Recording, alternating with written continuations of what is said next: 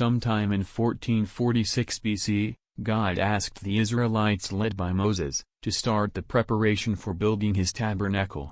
This tabernacle was erected and filled in 1445 BC, the following year.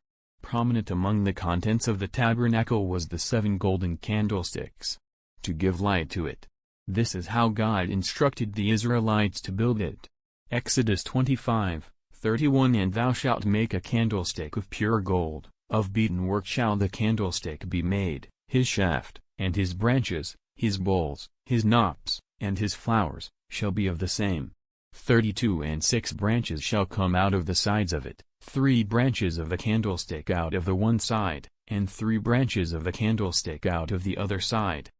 And it was made according to the pattern that the Lord showed Moses on the mount. When in May 14, 1946 the Israelites returned to their land, they adopted the 7 candlesticks as their official emblem. But what does each one of the 7 candlesticks stand for?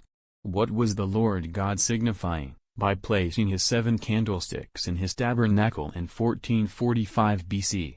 This will form the basis for our next video. Thanks for keeping a date with us. God bless you. Identifying the functions of each candlestick of God.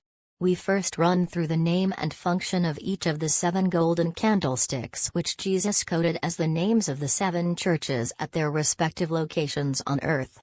The first candlestick, the Church of Ephesus, stands for the coordinating and overall supervisory branch of God. It is made up of perfected humans or angels.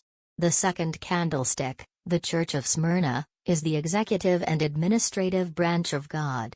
Those of us who belong to the executive and administrative branches of organizations belong here.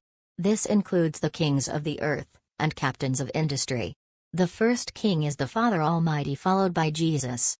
Below them are the heads of the 7 branches of God, then the heads of the different units in heaven, the stars and planets including the earth, down to the different kings or executive heads of the different countries of the world at the bottom. But they too have subordinate heads below them. The third candlestick, the Church of Pergamos, is the judicial branch of God. These are those that deal with judicial matters, the judges, the law enforcement agencies and so on. We shall later deal with the 3 hierarchies of this branch of God below the throne of God, including the gods of the earth. The fourth candlestick, the Church of Thyatira, is the potter, the husbandman, the operators of the breeding factory of God. All husbandry, including humans, animals, plants and the care of the environment. There are gods here also. The fifth candlestick, the Church of Sardis, is the inspectorate and standards branch of God. It is not only in manufacturing that we have standards. They supervise judicial standards among others. Those who twist the law, be the judges or lawyers, are in their books. More on this later. The sixth candlestick, the 2-leaved gate mentioned in Isaiah 45, is the Church of Philadelphia. It is the temple and throne of God, the registry of the records of God and of the harvest and judgment of the earth. This church is also responsible for keeping the ordinances of creation, and maintenance of the universe and its systems. The seventh candlestick, the Church of Laodicea, is the house of the prophets and the throne of Jesus. It is the teaching and information branch of God. In our next video series, we shall consider the keys of the 7 golden candlesticks and their rewards at rapture. We will begin with Ephesus, the coordinators of God's service. Keep a date with us. God bless you.